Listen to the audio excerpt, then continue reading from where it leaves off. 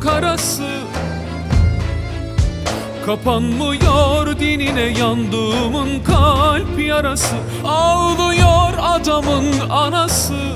Duydum ki görmüşler oynaşta seni. Nefesinde el oğlunun nefesi.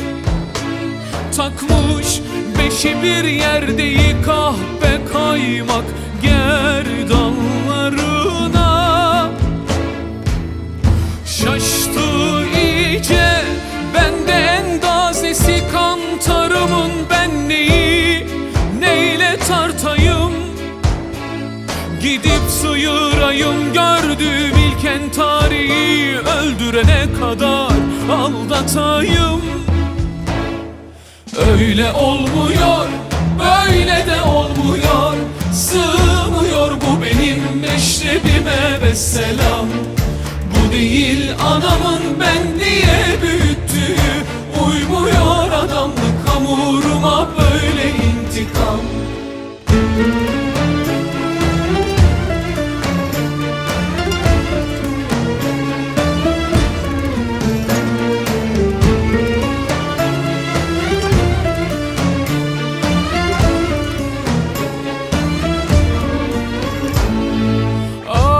Zormuş sevdalanması, bir erkeğin ağlaması.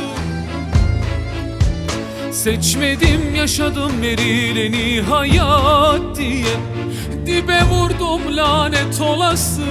Şimdi arkamdan atıp tutuyorlar, karı gibi acı çekiyor diyorlar.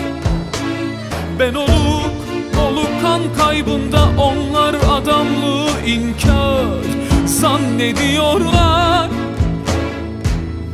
Soframda her gece bir erkek mavrası, sevgili çoktan suyun öte yakasında. Bundan daha çok kaybedemem, şimdi sıra insan gibi acı çekme faslında.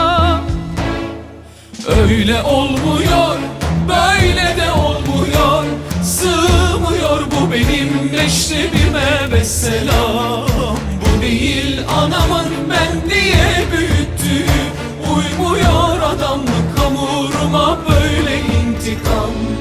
Öyle olmuyor, böyle de olmuyor. Sığmıyor bu benim